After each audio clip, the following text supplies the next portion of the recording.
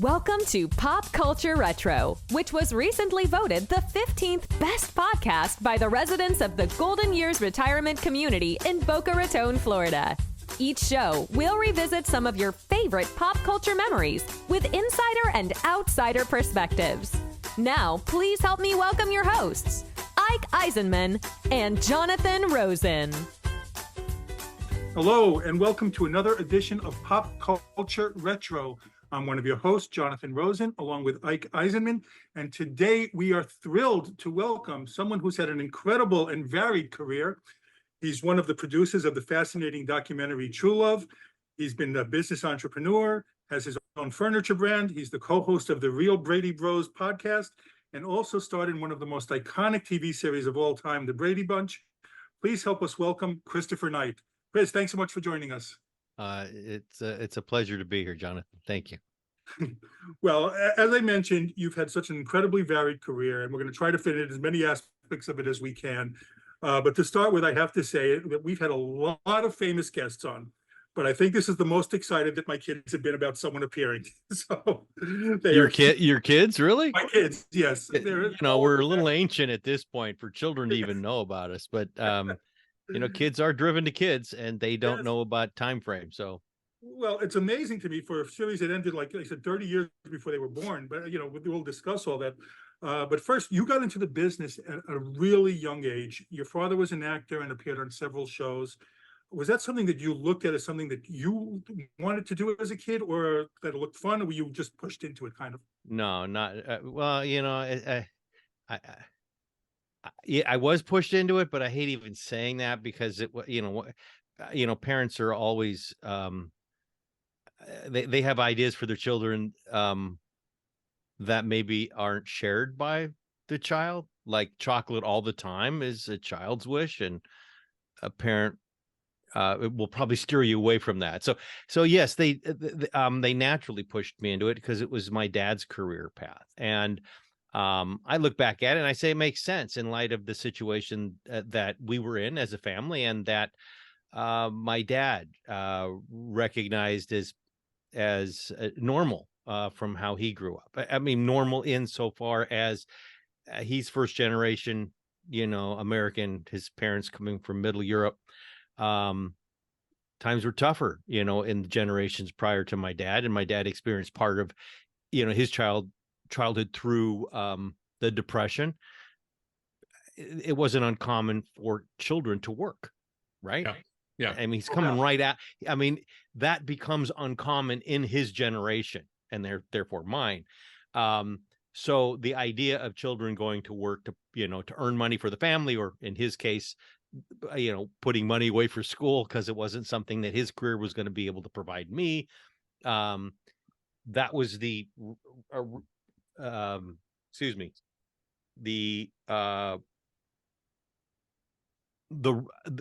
the excuse for getting us an agent so we could start to work. Also, what kind of resume does a 7-year-old need? When they're walking into an interview for the first time, they don't. My dad recognized that. He knew which agents existed for children. That was really more or less, are they cute? Can they stand in front of a camera? Can will they stay still long enough? And he didn't know what the answer was to that, and got us an agent. And then we took it from there, or my mom and us took it from there, because she had to go on the interviews with us. So be careful what you wish for. And my brother, who was a year older, went on every interview with me because we'd be going up for the same roles, and he never worked. And I actually got the very first interview, the second, the third interview, first, third, and then it just rolled from there. And within a couple of years, there was this Brady Bunch that came on.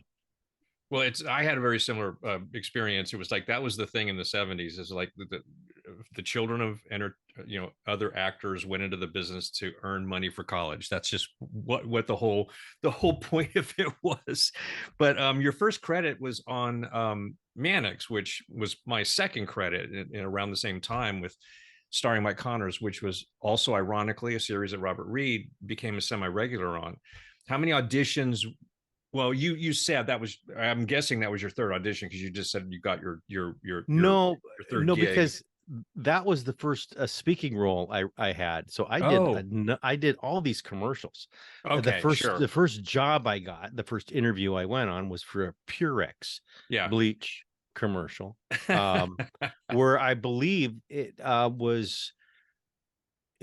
I ran into home plate. It wasn't even though I was recognizable, because you would get paid as an actor, two different levels. You don't get reuse if you're not recognizable. You get paid for the workday. And that was my, I don't know why you get selected, why you even need an interview for that. You're going to have a kid Right. slide into home plate, find, any kid that's, I guess they have to be with the union. So there's an interview for that. Not that I can remember. I do remember where the interview was held at, though. That's interesting. But I don't remember what I was asked to do in the interview. I don't believe I was asked to slide down the hallway. But that's all I was, that's what the requirement was. That's all I did. And looking back on it and having spent some time casting, I wonder now what I would have done as a casting agent to cast that role. Yeah. Because almost any kid could do it, but I got lucky and got it. Like, why me? Why not my brother? Did I convince them more in the interview that I could slide? Was my slide technique better? I don't think I showed them that. And then it just went from there. But speaking, as it's still a challenge for me, was much more of a challenge when I was younger. I would recognize later that I had ADD, and I had this, energy that was trying to be controlled. Sentences would come out kind of sideways, like instead of like a shotgun, one word at a time in a sequence, it would turn the sentence sideways and blurt them all out at the same time and make no sense at all. That's sort of what happened under pressure. So getting a role and speaking was a whole new challenge. And Mannix was the first representation of that, where I had a speaking role. And I think that came about a year. That was in 68, if I'm not mistaken. Hmm. And I believe it was Coffin for a Clown was the name of the episode. I believe it was in season 3 of Mannix, season 2 or 3. Oh, it was And two. I think it was 2. Season 2. I think so. I think that's what I read. I have to check, but I think it was 2. I recently, a friend got me the whole Mannix set, and I from that was able to deduce what the episode was and what year it was, and because my whole childhood is kind of a cloud, like everyone's is. There's more data points to go back and collect, and that was that. Looking at that DVD set and saying, okay, Mannix was in 68. I know it was in the early part of my career. So how close was it to Brady? And in looking back on that, actually, I recognize that having done that episode, I was a known entity by those casting at Paramount. It had to have something to do with the fact that not that I got the role on the Brady Bunch, but that I was a trusted enough commodity, because one of the things Sherwood wanted is raw children. Now, he got it with me. I don't know. He had some pretty polished actors in Barry and Eve, Maureen. Not that anyone had a great amount of experience. Barry did. But Sherwood didn't want child actors, interestingly. He wanted kids who could act. Mhm. And it's interesting because it is different. And I was that. I was just raw, and all I could be was me. And that's probably the reason I got the role. Well, what was the process like on that? How did you come on to be on the show? The process that you went through with Sherwood to get on there? Well, that's, also something that's very vague. I don't recall. It's fractured memories that I have on this. There was no screen test that I remember. And I remember the interview, and I don't know if there was a callback, but I don't know if the callback was when I think it was it might have been the second interview. It was more or less being around a coffee table with Sherwood and others, and just, I think they had Matchbox toys on the table, which certainly riveted, my attention. And I was just playing with the the matchboxes and answering their questions. Interestingly to me, and I wouldn't know this until I was an adult later in life, my brother was the outgoing one. He's a year older. The dominant of, I'm subject to him growing up. If I was going to live, it was because he was going to let me. And so I was more introverted, and my mom's expectation is that my brother would work, and perhaps not Chris, because you can't get a word out of him. And so she was baffled as to what was happening inside the room, because parents don't go in the interview. They bring the child to the office, check the child in, and wait outside as the child is brought in for that interview. And I wasn't brought into the interview with my brother, so I had no idea what he did. But in getting the call that Chris got the interview, my mom, and she wouldn't share this with me until I was, well, it might have been only 25 years ago, that she was baffled by that, because she was certain that my brother, with the outgoing personality, was the one more apt to get, get a role or work in the entertainment industry. And then it was me. So she didn't understand what that was about.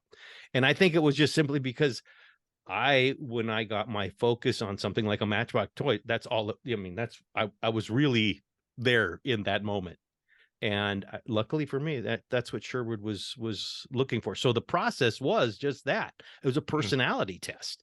Wow. If it was a talent audition, I wouldn't be speaking with you today, because that's not something that I possessed at that time. I had no idea what I was doing. Matter of fact, on the Mannix episode, I think I had,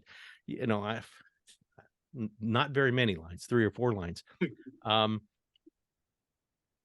But even knowing when it was I spoke was, I needed someone to tell me now.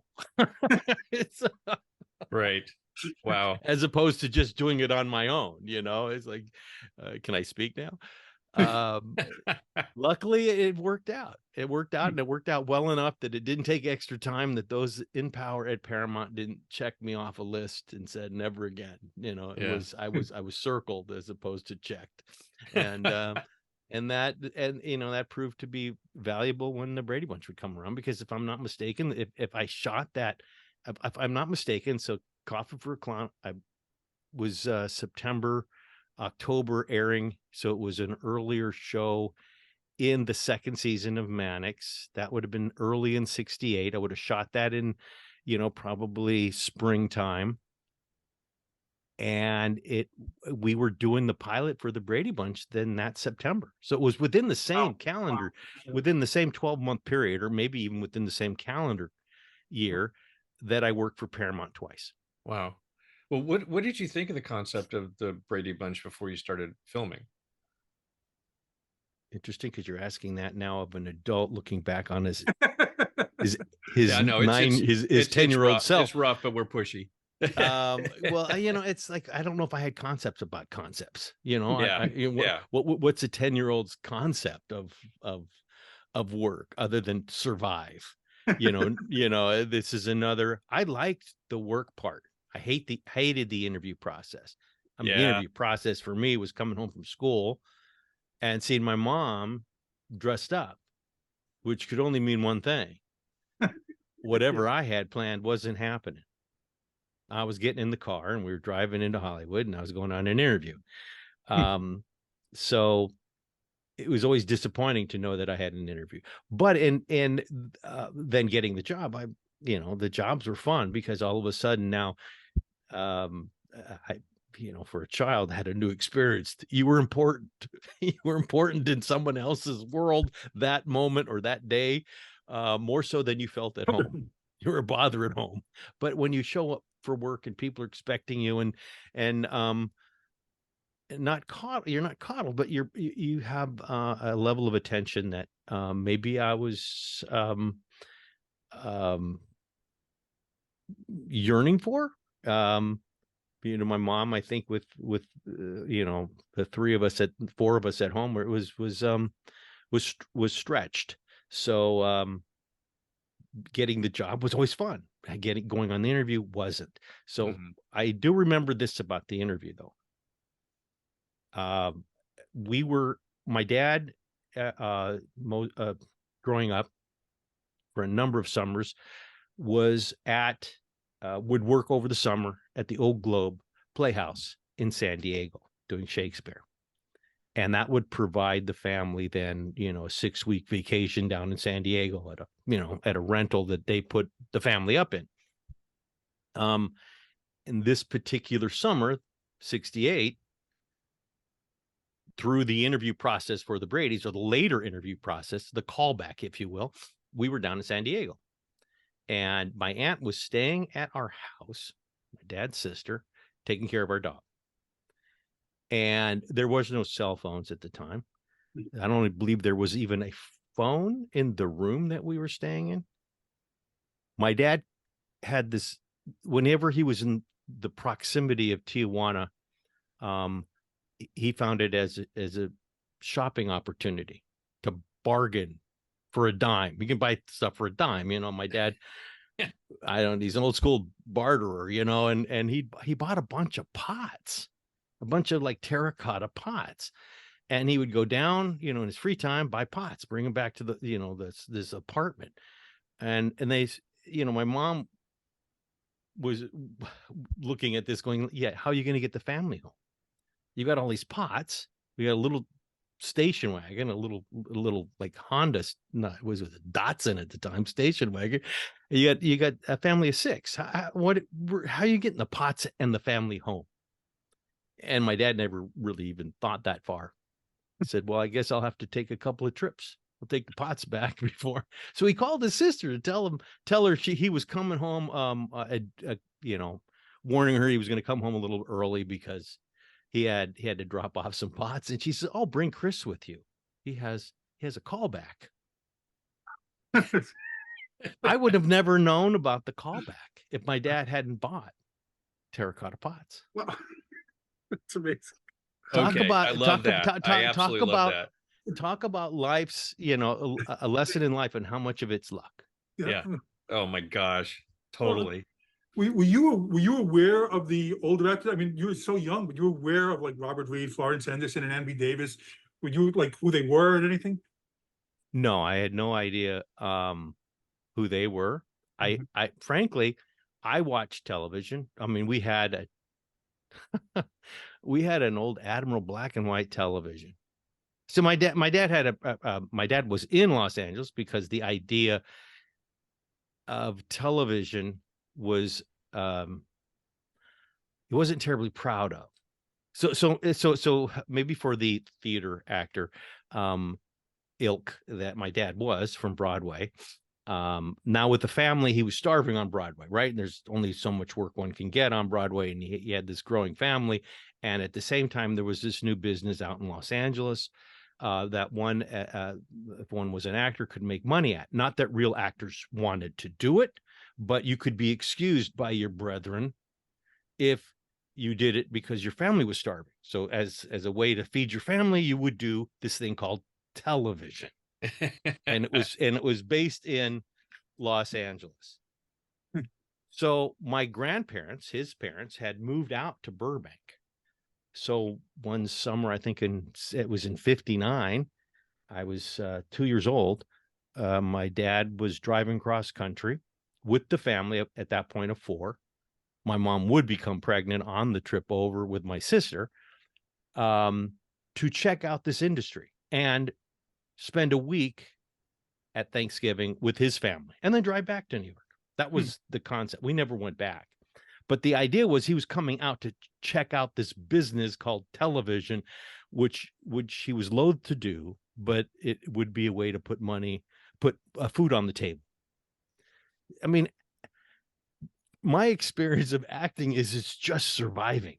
It's artists that scrape to get by, like very intelligent and educated near homelessness is poetic homelessness is sort of my experience with this. That's the reason we were in Los Angeles and why my dad then a number of years later would get us an agent, because of this thing called television that would ultimately prove to be quite lucrative. for the family and benefit the family. So, but it's interesting how reluctant a theater actor was at the time to do this thing. Oh yeah, it was always the thing. So the theater actors, the film actors, and the television actors, and never the, twain shall meet. But certainly glad you did. You were a part of shaping television for sure.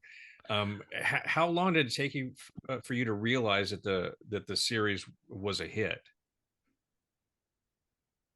I don't know if we felt it was a hit, because we were always struggling to get picked up. I believe it was only the third season, we got picked up for an entire year.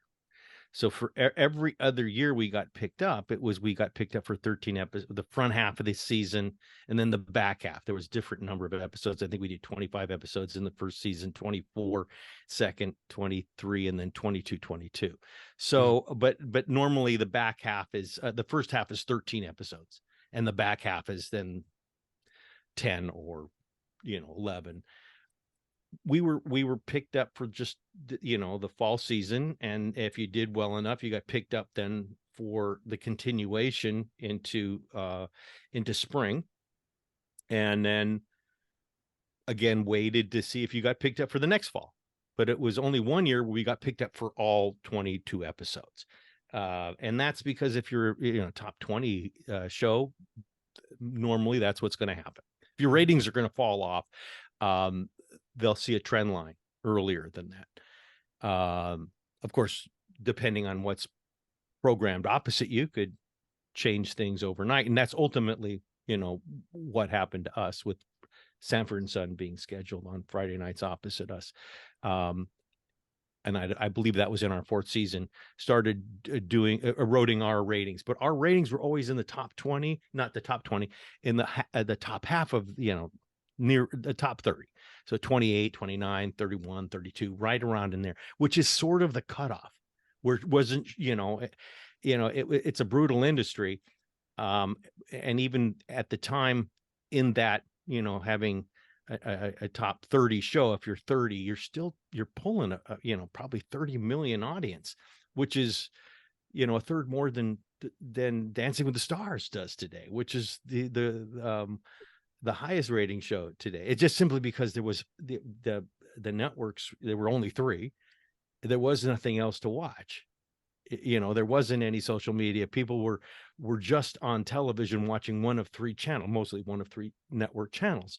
So you had much more less division. It was more broadcasting as opposed to today's narrowcasting. So we, even though it was 30 million people, if you didn't get, to 30 million people, you were canceled. So we were the success that we had felt, and this is kind of mind blowing for a kid. You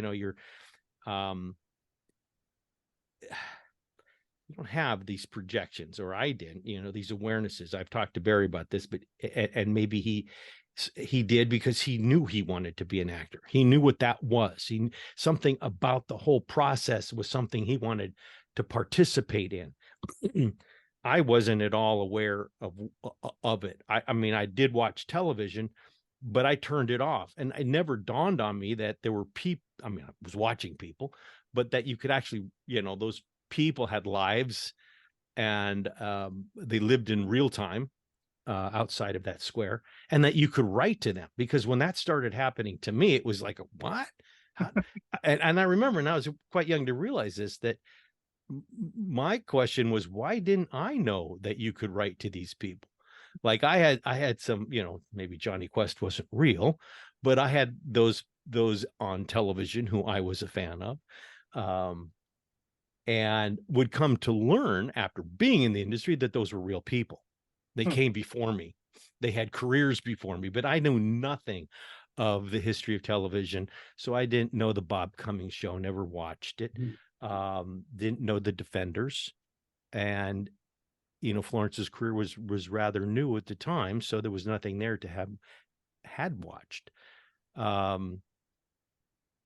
mean, what shows was Voyage to the Bottom of the Sea? It was my favorite Martian. I was watching, standard classic television. I mean, I certainly, Ronnie Howard, Opie would be somebody who I remember, Dennis the Menace, and, Leave It to Beaver.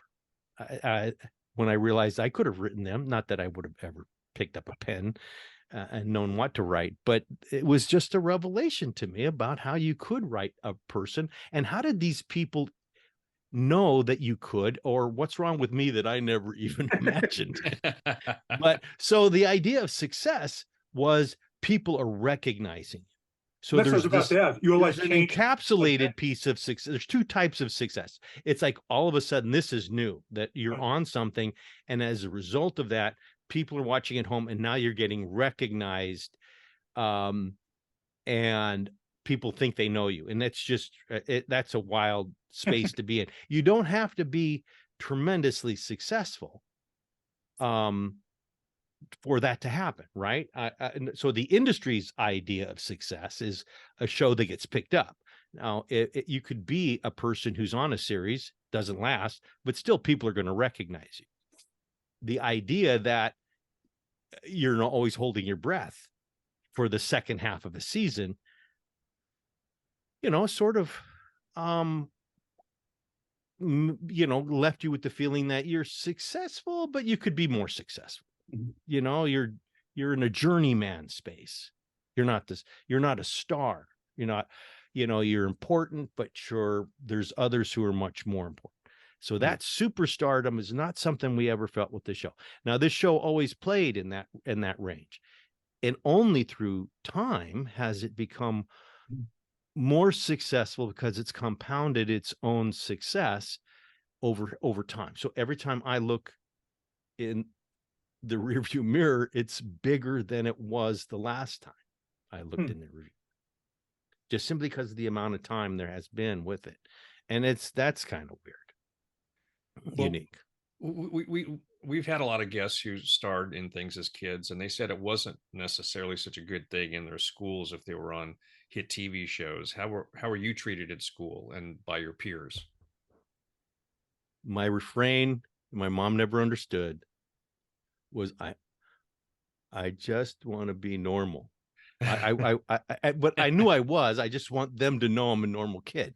Right. And she didn't. She completely was baffled by this idea of wanting to not be special, because it was anathema to me to be special, because I had an innate understanding of what that meant. If you accept special, you're ostracized. So when this all of a sudden started, I had no problem making friends in school. Right. With all types of people. And then all of a sudden I have this baggage that I'm showing up to school with, which is that people recognize me and think they know me. And now, for whatever reason, they think that I'm special. And, I got to convince them that I'm not. And how do you do that? But ultimately, it was a misery. Literally, the show came out when I was in 6th grade. So by the time I was showing back up to school for the first time, I was in 7th grade. Now, here, we're in Los Angeles, that's the beginning of junior high. You're a scrub. There's already this big jump from elementary school to junior high, leaving all kids making that transition vulnerable and uneasy, because the older kids are telling you what the kids are going to do to you. They're going to, they're going to hold you down and write lipstick and draw on you and stuff like this. And it's almost like you're waiting for this traumatic, bullying to occur, and it's endemic. It's just a bunch of stories, but you're just frightened to death at the change anyway. And now I show up to school and I'm immediately sort of a target, like, I'm a lightning rod of sorts. And it's like, wait, I'm just like you. Ultimately, it turned out that if you didn't react, then that wasn't fun for them. Teasing is something 12-year-olds do, naturally. And, but you give them very little to tease you for, and you become less interesting to them. And ultimately, holding out your hand to shake them and asking what their name is and introducing yourself sort of all of a sudden normalizes. And then you become you in their world, as opposed to a character. So it took a year and a half for that um, unease to dissipate and me to make friends with everybody, but it worked. And it's left me in this place where you never, it never accept the pedestal you're placed on. The whole feet of clay thing, just if anybody ever puts you on a pedestal, in my opinion, get down. Well, famously, Sherwood Schwartz and Robert Reed had a lot of clashes about the scripts on the show. Was that something that was noticeable to all of you, or was it mostly kept away from the kids? Surprise to me. Really? Completely kept from us. We had hours that we had to work. The crew on our show had a schedule that they could keep because it wasn't as though we were going to work late into the night. But any scenes between Robert and Florence were going to be done after the kids were dismissed, right? We had our 8 hours. Normally if we were in at 8:30, we were out at 5:30. And at 9 o'clock, mostly we're in at 9 o'clock, we're out at 6.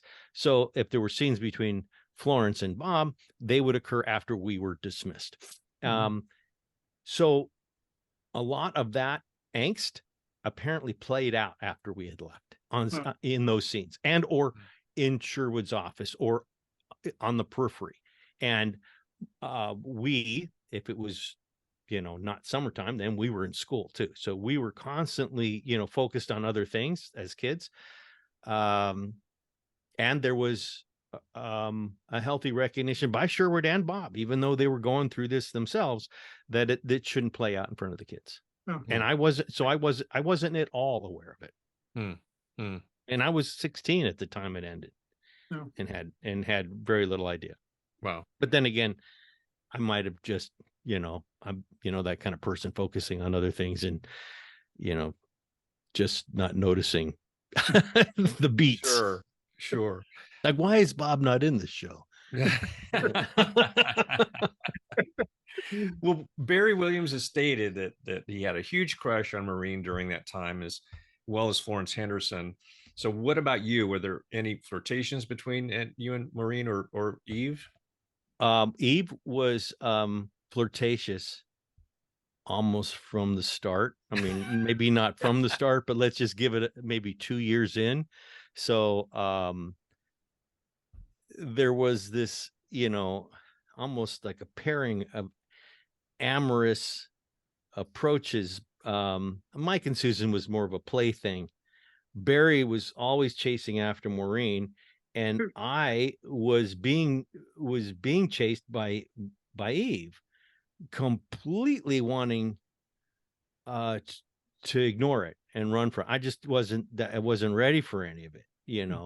I think it was late in like the 5th season, maybe in the 5th season, when I looked over and saw that, wow, something either changed in Eve or something changed in me, because all of a sudden it's like, oh, but now the show was over and we weren't going to be kept together. And I Barry actually pointed it out to me, when he was writing his book, that it's only natural. I mean, our environment, although it wasn't completely our only environment, because I did end up going back to my regular school at the 20-week break, because we would work from, mid-June.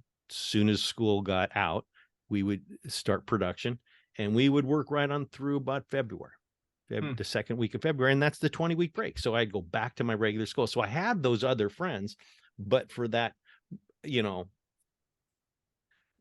people that you're going to most probably or first recognize, in a sexual kind of way, are those that you're closest to.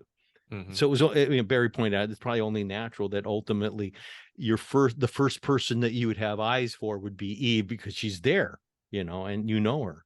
But then ironically, by the time I was prepared, the show was over and we were going separate ways. So, but the Barry Maureen thing was hysterical from my point of view, because who was I to be somebody's wingman? I was driving in with Maureen every day, or Maureen was driving in with us, because her mom couldn't drive and she didn't live far. So we met every morning and drove in together and drove home together. And that gave me this extra 2 hours a day with Maureen to ask questions for Barry or for her to seed me with a chore to get information. I mean, it's like, that's how you do it back in school, right? Tell her this and I'll tell her this for, but I apparently was no good at it because I didn't help them along at all. That was just a constant chase. Well, I also read that at certain points, the kids became frustrated with the storylines or the wardrobe that they were made to wear. That Maureen and Eve didn't wear underwear or bras as a protest. So was that true? And were there times that you were frustrated with, Peter's storylines or something? Well, Barry and I now doing our podcast, we're getting a better view of what the show actually was. It's interesting because it became very clear when we did HGTV's Very Brady renovation, that we were out of sync with our audience. Our audience actually got to the point where they thought we grew up in that house, right? Not only didn't we grow up in the house, we weren't a real family. It became ingrained on people that this is like almost a reality show at this point. And the things that people like about the show are stuff that we're not aware of because we're not watching the show. And I don't know if our audience recognizes that, but that's not unnatural for an artist, an actor, not to consume their own product. I mean, watching it once, perhaps, twice, but not to dwell on it, not to watch it, not to consume it like a fan would, watching it 200 times. So we've lost touch with what the shows were. Matter of fact, I had no idea that the first 2 years of the show had so much Florence and Bob, and the dynamic was completely different in the early years than it was, from year 3, especially 4 and 5, where, the plots no longer fit the ages we had become. And there was no room really to grow with the kind of comedy that was being written, the simplicity that was there.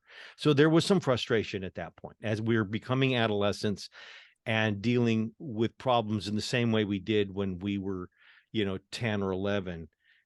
It didn't fit. It didn't, you couldn't wear it as well. You couldn't perform it as well. And things became a little bit more forced. But the comedy was always rather broad anyway. When I look at it, some of it, it's almost, when you're doing a play, you build a really rudimentary set, if you will.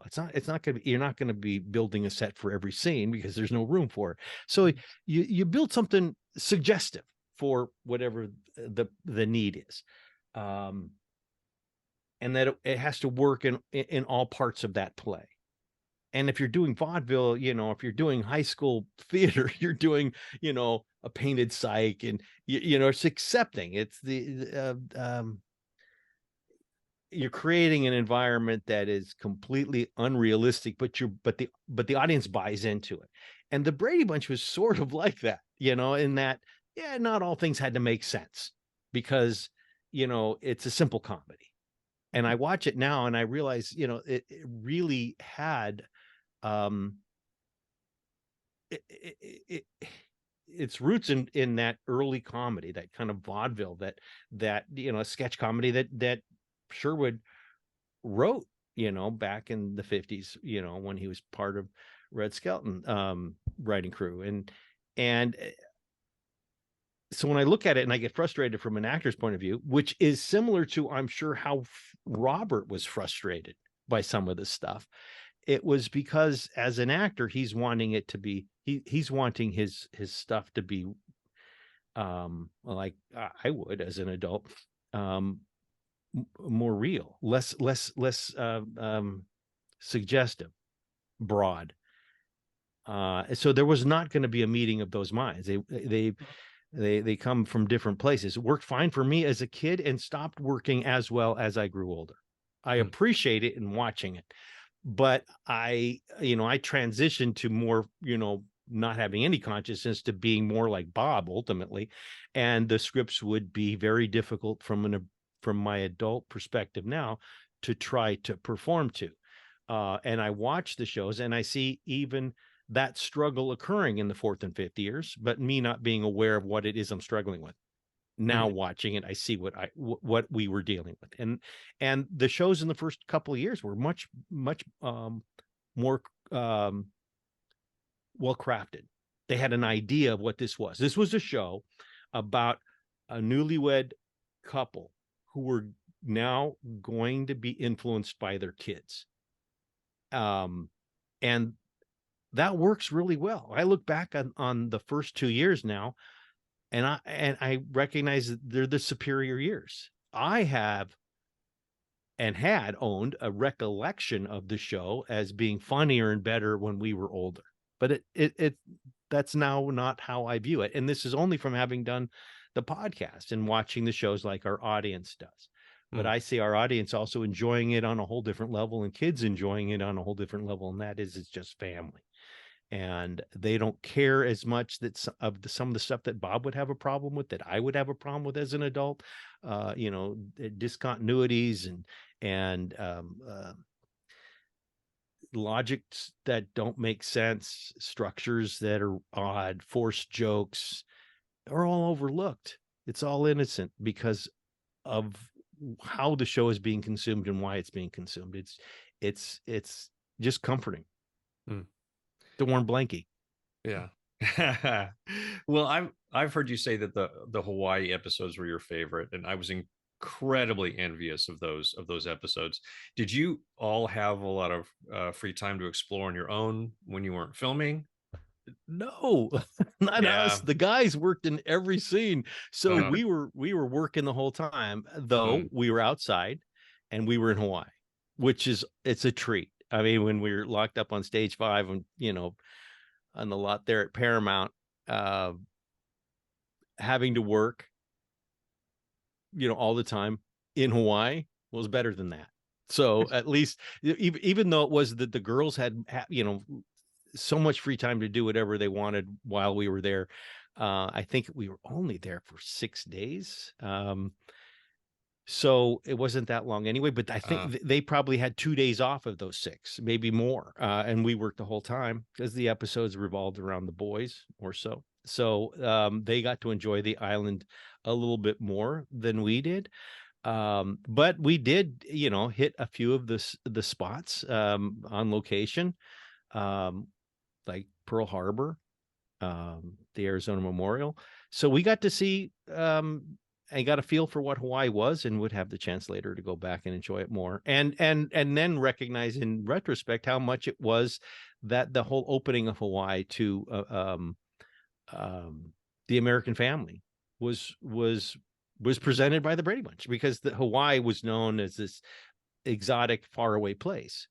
That, maybe you would know about if you traveled to the Far East or if you were in the military, but not approachable or affordable for a family, until we had big enough planes to get us there cheaply enough with the 747. And then the Bradys presented that to America. And I didn't realize this until we did a special, I think it was in 2005, 2004. We went back to Hawaii, and then it was explained to us by those in government there, in Honolulu. They gave us the keys to the city, and, told us how much that helped Hawaii and the whole idea of Hawaii being a family vacation destination, that it was approachable and affordable, and the Bradys showed that. Well, I'm curious, when you went to Hawaii and like location shots, like when Ohio, were you able to even film it? You like rock stars coming in. I mean, was that something that was very tough to deal with shooting wise? Well, I mean, in Hawaii, we're working at the Sheraton Waikiki, staying at the Royal Hawaiian right next door. And the locations were right there. The shots were set up right where there's a whole lot of vacationers. So, and now vacationers know who we are. We're in our 4th season, so they've had 3 years to know who the Bradys are and recognize us. So it just means that there's more people to keep out of the shot, more yellow tape to roll out. And Cincinnati was really interesting because now we're in a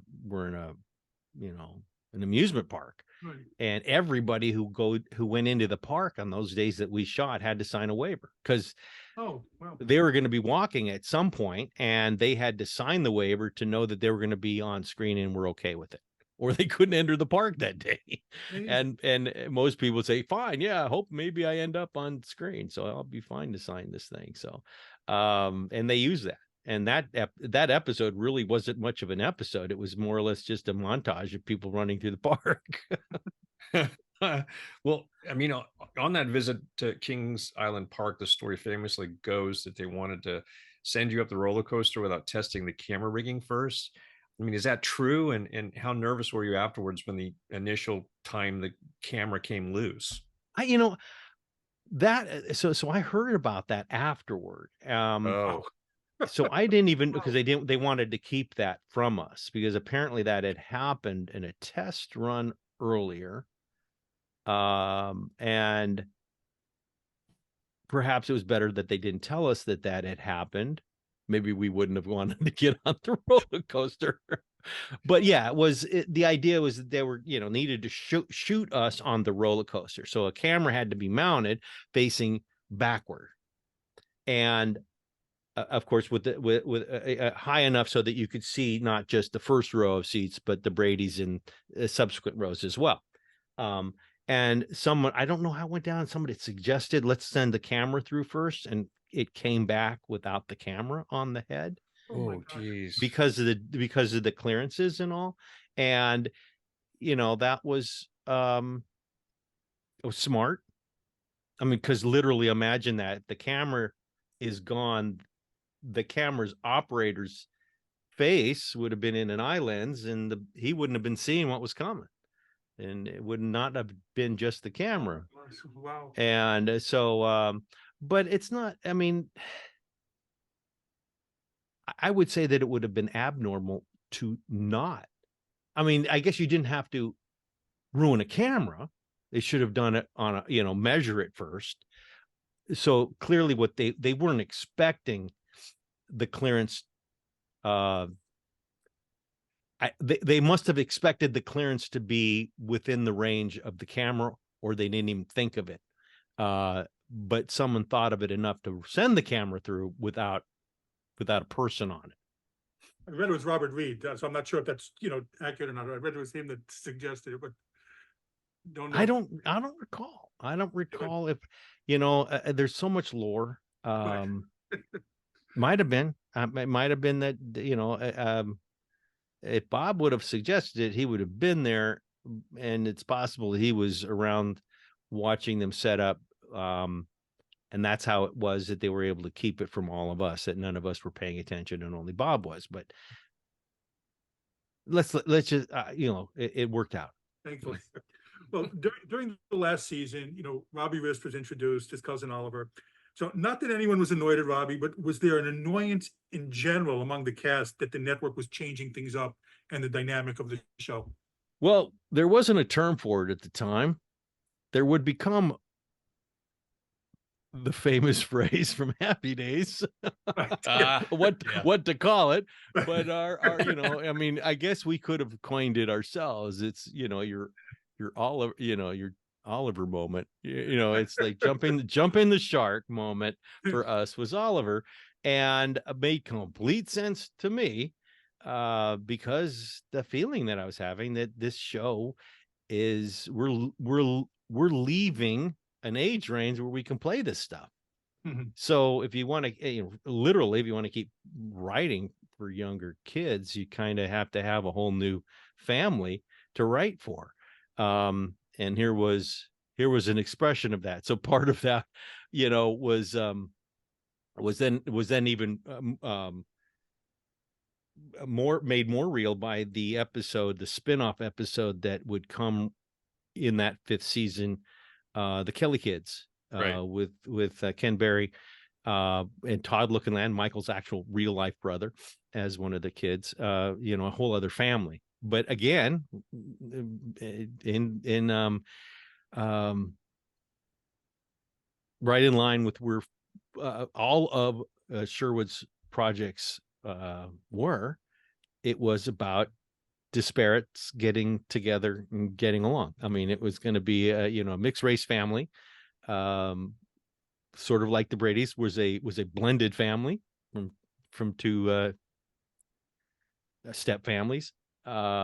This was going to be an interracial family, and it's about time. It's about space. It's about being stuck in space, which is not that much different than Gilligan's Island being stuck on an island. So it's all about, you know, people being forced together and getting along, which, by the way, is a pretty strong idea, because it seems it's something that we can all use a lesson in. Well, would you have been happy to go on for another season, or were you ready for it to end? You know, I was really ready for it to end. So I had some issues. I mean, the girls, you know, and they're wanting to burn their bra, you know, moments, you know, it's all kind of natural to time. And so I'm, you know, 16, I'm an adolescent, I'm a little rebellious. We're talking about, people say, you know, we're in odd times, and we are, but we were in our odd times in the 60s and 70s. I mean, 70, I was only like 18 months from having to be drafted, you know. I mean, we're talking Vietnam, we're in the height of Vietnam, or the end of Vietnam in 72. And all of that discourse and all of that angst. So I had this hair thing, which I look back on, recognizing that other people always have a better view of you than you do of yourself. But hair was important to me, as it was for a lot of people, and they wanted me to get my hair cut. And there was no way they were cutting my hair. It didn't matter how ridiculous it looked, which was pretty ridiculous. I was going to, you know, let my hair grow, because that was, you know, sort of, you know, my, you know, the one thing I would say no on. I couldn't change some of the stuff I was asked to do or say, but it just seemed it was childish and trite, and everybody, there was nobody smoking, you know, dope or, you know, getting pregnant. Our show wasn't about that. I look back on it and go, that wasn't the place for it. And even though that might be something you as an adolescent, those are the things that you're going through, that's a different show. So it took perspective. It took took being an adult, looking at it, recognizing now what it was that we were doing, but not having a consciousness completely of it at the time, and a recognition of what I needed to supply wasn't something that was in my sphere of influence. It wasn't about the Vietnam. It wasn't about rebellion. It was about getting along. It was about the sweet stuff. And that's what I needed to focus on to have been happy to stay on the show. But my consciousness wasn't there at the time. So leaving it was totally acceptable to me. And I really wanted to go back to high school. I was missing, I mean, I'm a science guy, and I couldn't take labs in studio school. You know, I could take biology, but I would miss all the labs. You could take it was all book learning. And as soon as a discipline required practical lab, as part of the learning, that wasn't going to be a course I could take, and I was missing them all. So it was like I was halfway through 11th grade when the show got canceled, and I was able to go back to high school and then pick all that up in that last year and a half. And I was grateful for that. It was a good timing, but I also missed, a belonging. This thing that we had created sort of happened, and the idea that it was, we had caught lightning in a bottle became very real, and all of a sudden you try to figure out how to, it just happened. If you try to engineer capturing it again, you start recognizing, wow, how lucky we were. Yeah. And then it would continue to grow. I mean, you would think that it would go away. Maybe it'll go away and I could now become an adult for real. And then somewhere in my 20s, I realized, maybe this will never go away. And then what's wrong with it? So, to me, I grew up with the Brady's being a very negative thing in my mom's eyes. It was banal, it was trite, it was unrealistic. And our family wasn't anything like that. And I wished our family was more like the Brady's. And there was Wow. a lot to gain from the wholesomeness and the desire to get along. This working together thing that the Brady's was about was totally missing in my family. And I realized that's probably one of the things that challenged my mom about the show, because to her, she gave up on that. And so watching the show challenged that, or made clear that there was a shortcoming in our family with that. And I thought, hey, there's nothing wrong with it. But she undermined, the feeling of the show during the period of time I was doing. Wow. Helped undermine. But I then embraced it and becoming an adult myself and looking back on it and realizing what it provided in the way of perspective and an alternative, and there's nothing wrong with that, and so I probably the most vociferous defender of what the Brady's is, even though I was the least like it in growing up. And that's probably why I am its defender, because I know what it's like to live in an environment that doesn't have any of that excessive love and support. So, I now value it more than ever, and recognize Sherwood to be, somewhat of a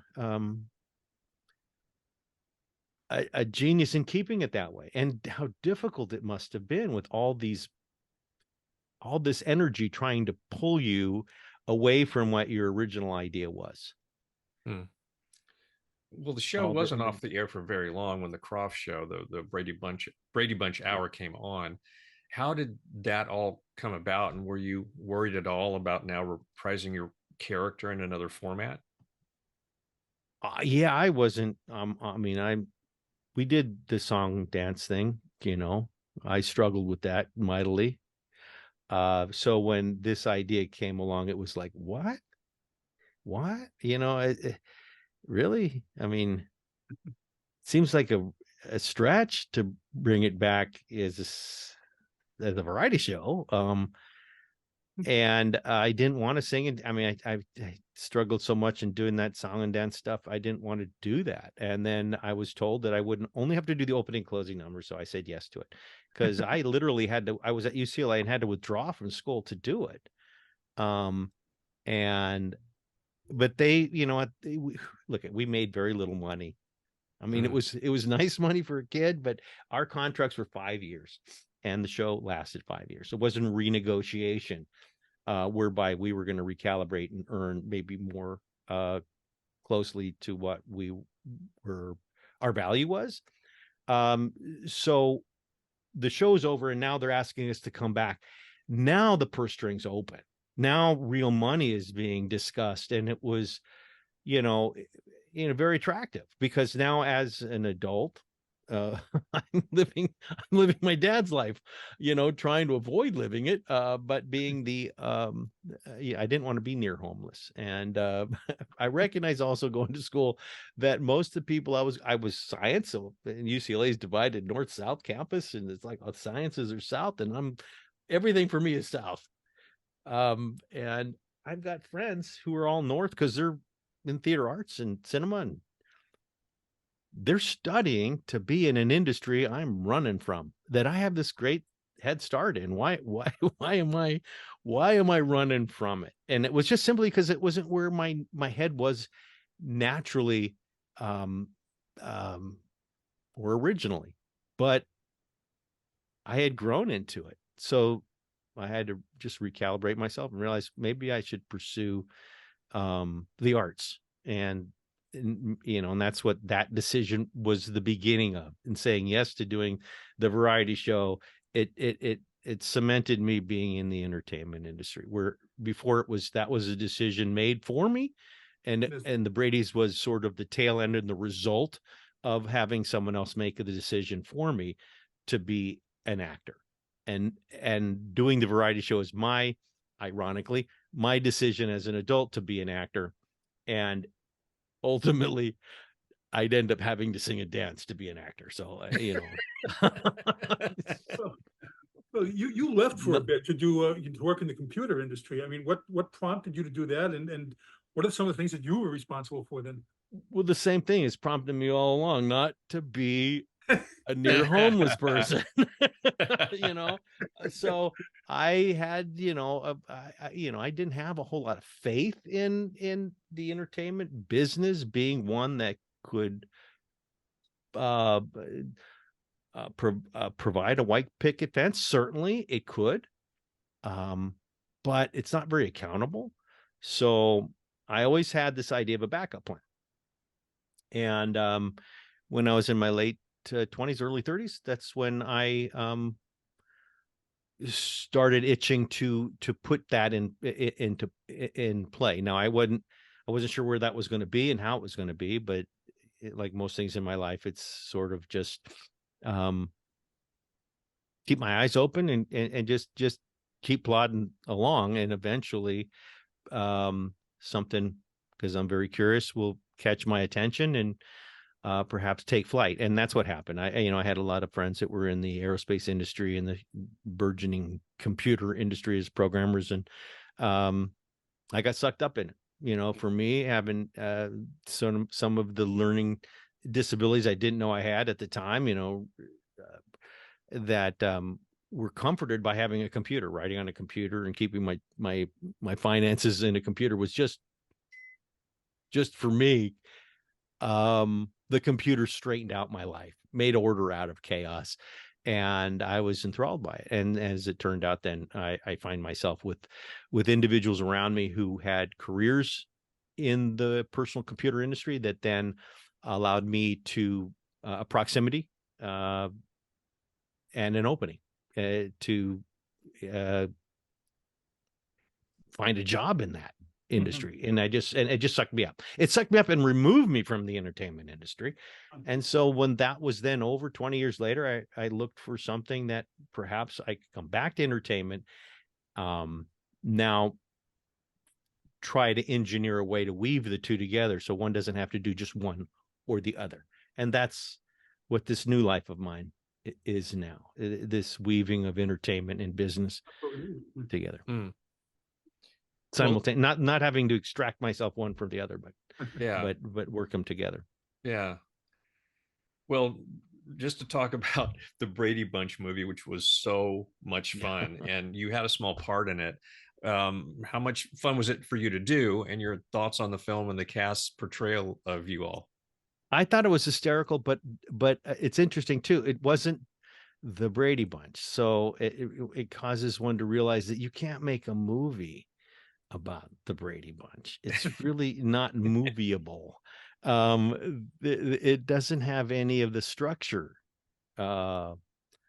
And that's interesting because to do the Bradys, you end up to have to do a fish out of water story. And then the Bradys become Mr. Magoo, and it's like the Bradys had become something in that they morph into something in that movie of an everyman, superhero, like Mr. Magoo would be, it's like accidental.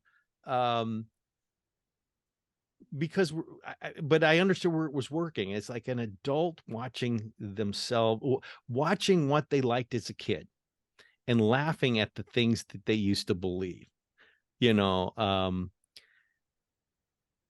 having a warm spot for it. So the movies were just it's a weird construct. And I heard from one individual who brought their 7-year-old who's watching reruns of the Brady Bunch to the movie, maybe 8-year-old, 9-year-old, to the movie. And the kid just sat there, wondering what he was watching because it wasn't like it wasn't at all like the series. So, because it was something completely different. And, but buying into that, it's hysterical. It's a send up. Yeah. I want to ask about The Surreal Life. I love that show. There were so many sweet moments, but also a lot of drama. You were on the series before the term going viral even existed, but you would have been a moment of that. because all I remember at that time that everyone was talking about the moment that how built you were. That, like, how amusing was that to you that moment like was shocked everyone about that? Yeah, no, I'd gotten into working out and trying to stay healthy, in my high school years, and then just kept it up, and I just happened to have at that moment had gone through a shredding leanness, and they caught me at the right time, uh exposed it. So yeah, that's that, that's what happened during that period of time. I pay the penalty now. My joints are crazily bad, but we'll work with what we've got. But yeah, I was always in I was in the gym all the time. I just remember everyone talking about, did you see Christopher Knight? But doing the reality show, I mean, there were lots of events that happened. Besides with you, there was that season that you were on. There were also, like, you came off as like really one of the most grounded in the house. There were events like with Vern Troyer or Jane Wheatland. So I'm just curious, does that stuff happen organically, or is that something like the producers say, do this? I need Well, this. no. In that particular case, there was nobody telling us to do this, but it happened organically. But I believe it was cast that way. In other words, they're looking at different. No, they don't know what's going to happen once you're in the house, right? But they might have inklings as to, okay, so if we can't have 7 people all of the same type. But So they're going to look. I mean, certainly they're going to mix women and men and an array of personality to help the wheel go round. I mean, it's and it turns out that I was probably it wasn't hard. It wasn't a high bar to be the most grounded in that house. So to me it was like I was just sitting there breathing, going, "Oh my God, I got 8 days of this." It was crazy.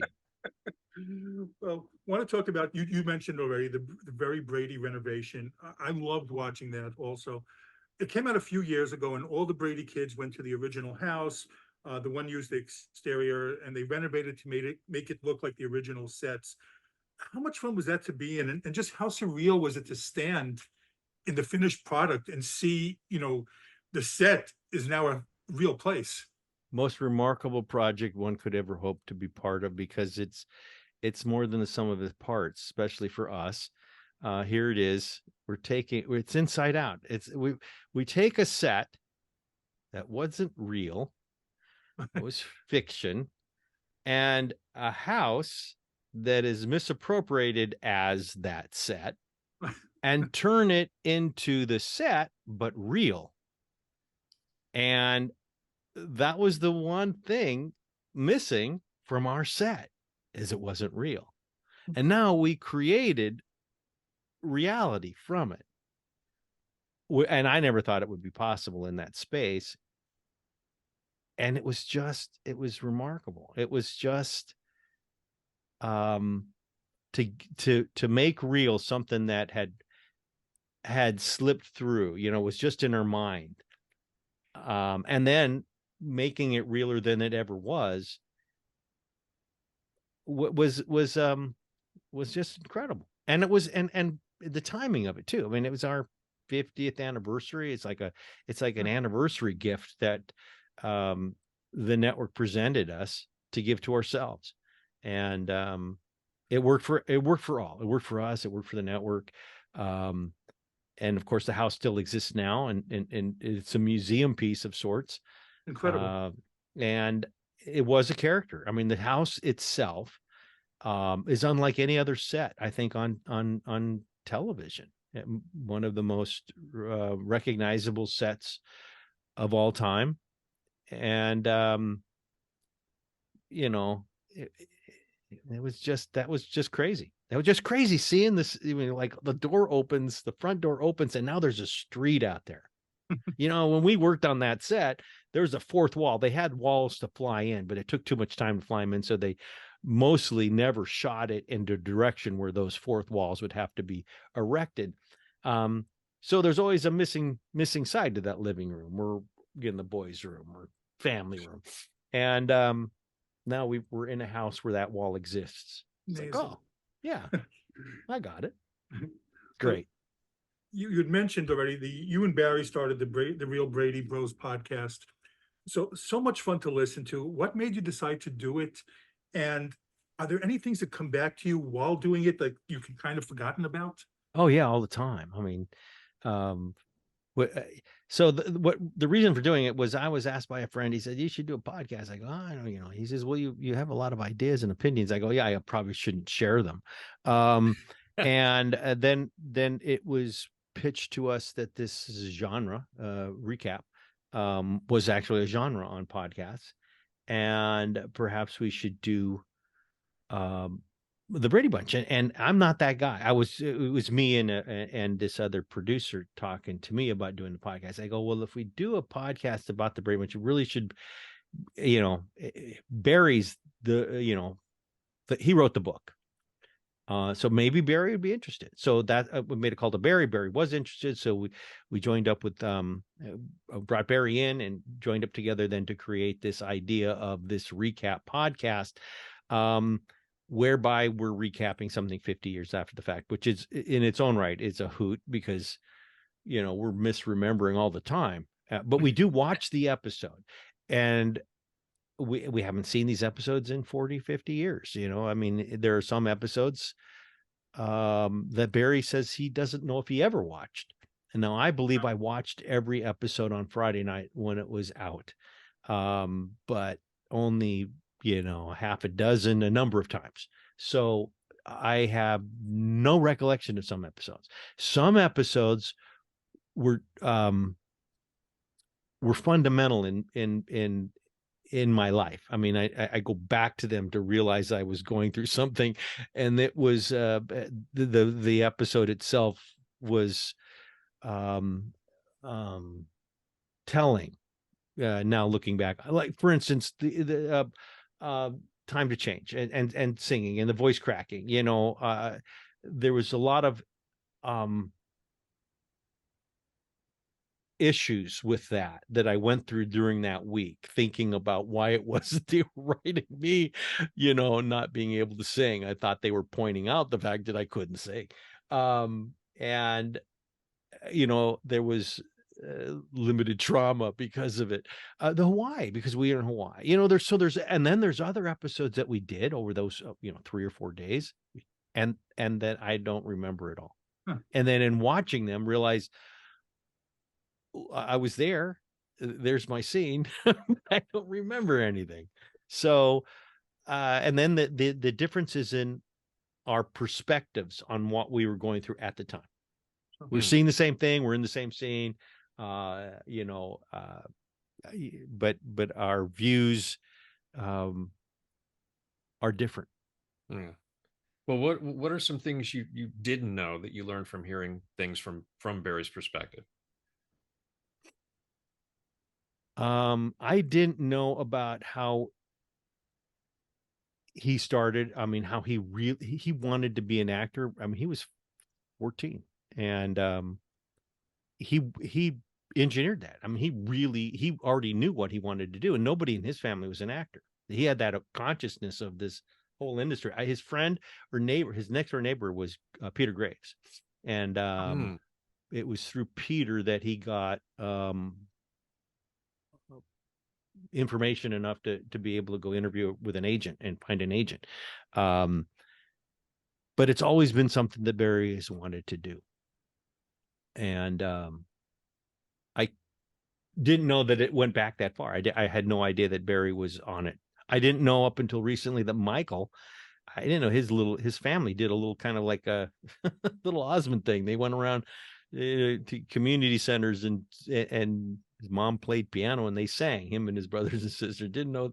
I mean, there's a lot of stuff I didn't, I wasn't aware of at the time. I mean, God, they come up all the time, and now I can't recall. It's just so subtle. I mean, it's you guys were also just recently, like not recently, but on The Masked Singer. It was so much fun to see. A lot of people on Twitter guessed. I guessed right. I just want to say. Did you really? Yes, I did. Yes. From the clues. I remember the clues at the time. And there were a lot of people on Twitter, like, saying, the Brady kids. It was like trending a lot on that time. So how did you get involved with that? And were you all asked at once? So like one of you had to like get the others to do it? Wasn't my idea. You know, I don't know what it is, but utter the fact, utter something you don't want to do and then have that be the thing that you're constantly asked to do is sort of the story of my life. Singing is something I want to put behind me. And I keep getting asked to do it, and I keep having to get, um, supported or dug out by my brothers here. So this is something that Barry's always wanted to do, and I think it was through his people that it was pitched, and it came back that all right, but we got to get 3 of you. And Barry laughed because he knows my position on singing. So thought that was never going to happen. And I guess I shocked him when I said, well, I didn't want to keep it from him. And it provided that I didn't look like a fool doing it. I've been there before, survived. And I know that Mike and Barry can carry it. And as long as I'm not asked to do a solo, I'll do this thing. So I put some caveats in that they agreed to, and then sucked it up and did it. And it was a tremendous experience. And they always are, these experiences that I do that I'm reluctant to participate in. So I'm inclined to say yes, even when I've told the world I'd never do it again. And then I learned something from it. And this was a lot of fun. I think that Barry intended to win the thing and was more shocked than I was that we were invited off the island early. But those costumes were hard to get into. So I'm okay not having to wear it more than I needed to. It was a great experience. It was Fun to watch. It was wild. And I think we had a great deal of fun doing it. Yeah. Well, you have your own furniture line, which is absolutely amazing and can be seen on your website, ChristopherKnightBrands.com. How did that come about? And tell us a little bit about your products. So one of the things that been able to maintain over the years, one is a Brady by extension of having watched the show, because we really are that element. We're a family, and it seems like I'm a brother to everyone. So there's a great deal of trust, which is odd. Sometimes people come up to me and how you have, it takes a while to get, you first meet somebody and then you get to know somebody. And then after a time of knowing, you get closer and closer. And eventually maybe you get inside the inner circle. Like maybe you're invited to Thanksgiving or something, very intimate and family-like. It takes time. Not here. I'm immediately invited to Thanksgiving, and everyone I meet, it's like they know me like a family member. A little odd for me because I don't know them at all, but they feel that way toward me. So there's a, and I've noticed this from being in business. There's a great deal of trust, and there's a requirement on my end that I don't damage that trust. There was an opportunity from a friend who was in this industry who wanted to create a brand, who was already in the furniture industry. And he came to me with the idea. So it wasn't my idea. But I realized what he was asking, and that is to build a brand around this thing through my face, which ultimately rests on this level of trust. And the reason for that is at the time when we started this in 2011, 12, furniture was being sold on the internet, but it hadn't been long that it was available online, because it's more difficult. Like a car, it's something that normally you go up and you drive and you sit in and you make a deal for right there. I recognize it now. Even you can buy cars on the internet, but furniture itself is also something you touch and feel, and you go to a store for, or had gone to a store for, and because of the shipping element to it, how do you get it? So it had lagged behind product lines that were sold online, and people, if they were going to buy something that they normally touched and felt before, they're now going to be asked to buy it from a screen. There had to be a level of trust, some known factor in there to reduce the reticence in pushing the button to buy. We were right in that early arc of furniture online with this brand, and it took off as a result. And I'm very lucky to have been there and exercised this opportunity, because when my good friend John came to me and asked me my feelings about creating the brand, I said, listen, I think you're nuts, but if you think it'll work, let's give it a shot. And that's like everything in my life. It's just this thing, something will come up and you'll jump on board and you'll ride it for a while. This one has been a hell of a ride, and the line keeps growing, Christopher Knight Home. And I it's taken years that people that I know don't associate me with the line, or didn't originally, and now it seems like everybody I know has at some point in their life purchased something that is a Christopher Knight Home product. So, and the big thing happened, during the Oprah interview of the Royals, where they were sitting in chairs that were sold by Christopher Knight Home, looked like chairs from Christopher Knight Home. We couldn't tell for certain. It wasn't as though somebody purchased them for the show and we knew all about it.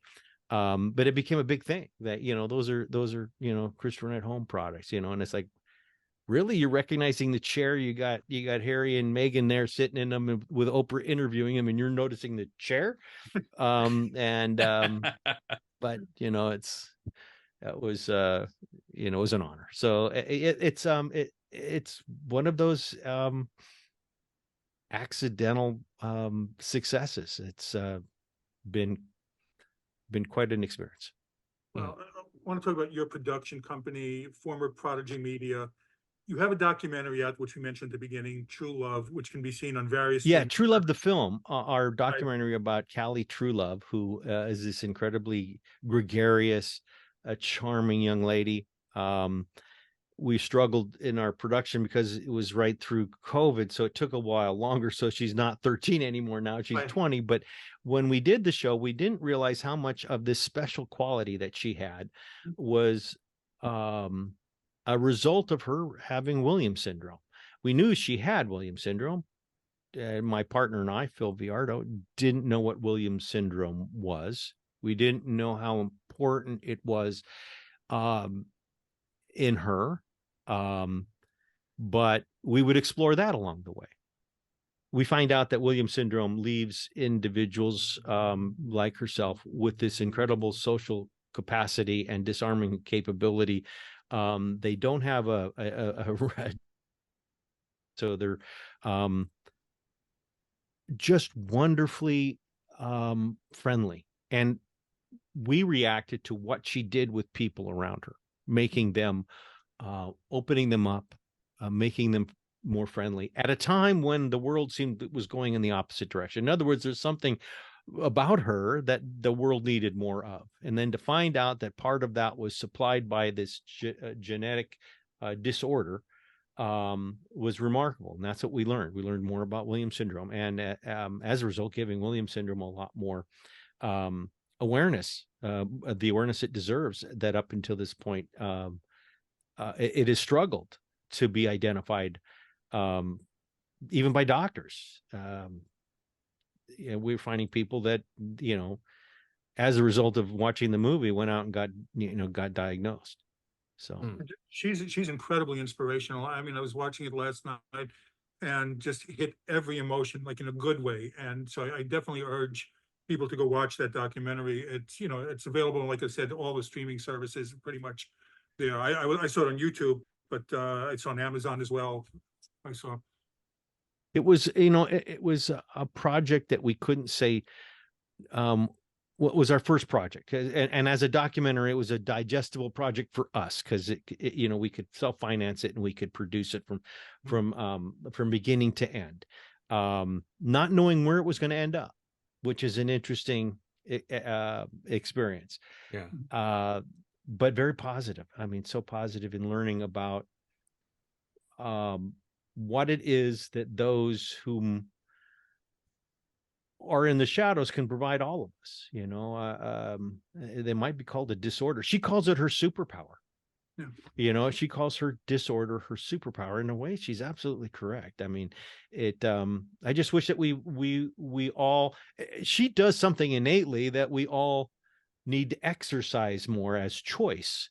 And that is to be disarming, not to alarm people or distance them, but to embrace them and be friendly. What is that? What is being friendly?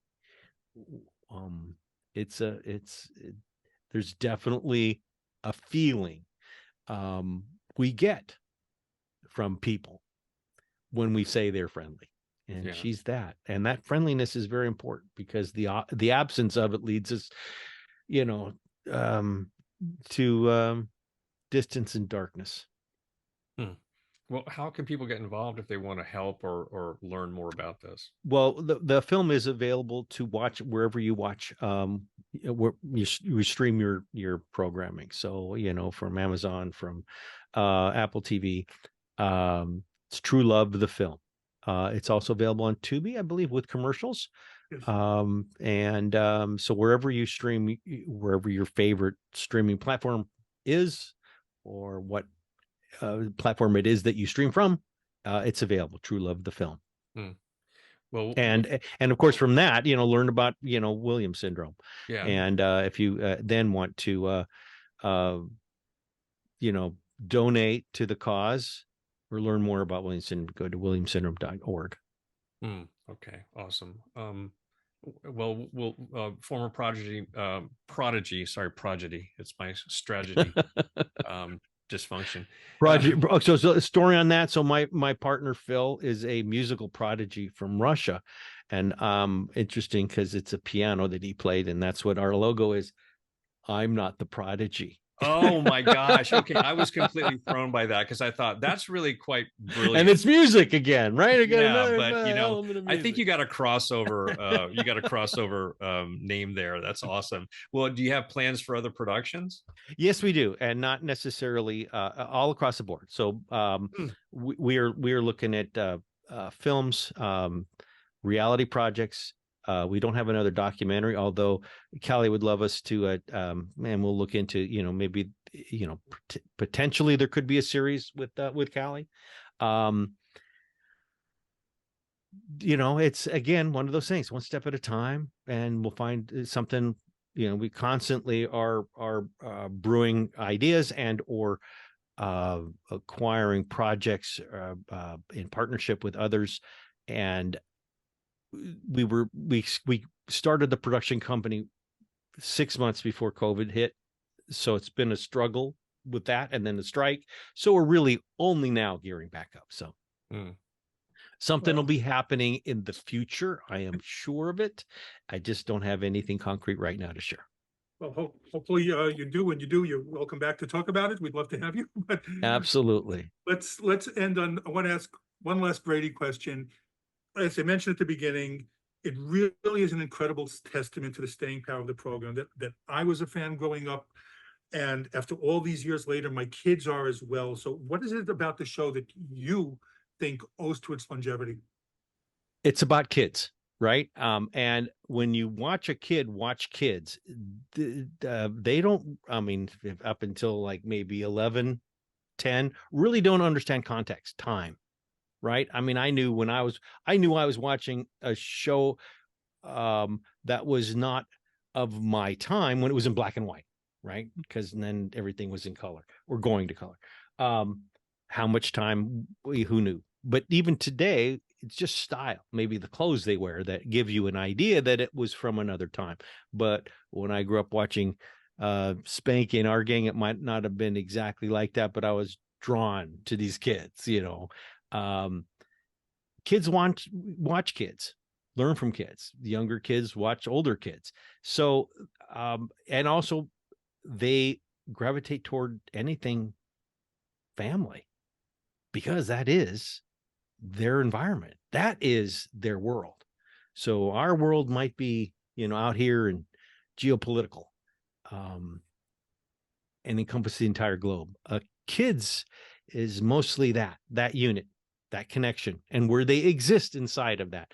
And, watching kids have fun with their brothers and sisters, innately in all of us, when we're younger, we want that. We want the support, and we want to be liked, and we react positively to that which we look at that is working. That's, Brady's is to me sort of like what Santa Claus is in December. It's just all of a sudden but it's all year round. Mm-hmm. It's this feeling of positivity and closeness and a warm blankie and everything's gonna be okay. And there's a place for that, and that's where kids start. And of course, then that's what we want to laugh at it when we're adults, because we realize when we're adults, it's not always like that. But it sure be nice if it was. How silly of me. Well, I want to thank you again for doing this. It was such a treat, such a pleasure for us to get to speak with you. We were really looking forward to it. And my kids kept coming in, looking over my shoulder the whole time while we were here. How old are your kids? They're all older. They're like in their 20, and my youngest is 18. My youngest was like the one that was here that's watching you. Well, that's what's weird. I mean, this filter, it's Brady's is a filter, and everybody passes through it.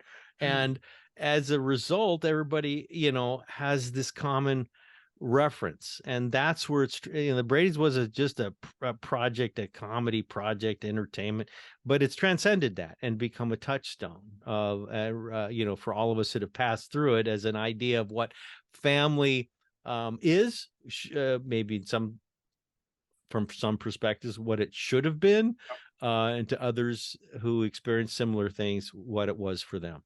So, well, again, thank you so much, and you've been very gracious with your time. And like I said, anytime, you're welcome back. I look forward to it when I have more to say about former Prodigy and our projects. Well, again, this has been Pop Culture Retro. I'm Jonathan Rosen with Ike Eisenmann. And again, a very special thanks to Christopher Knight and Kara for setting it up.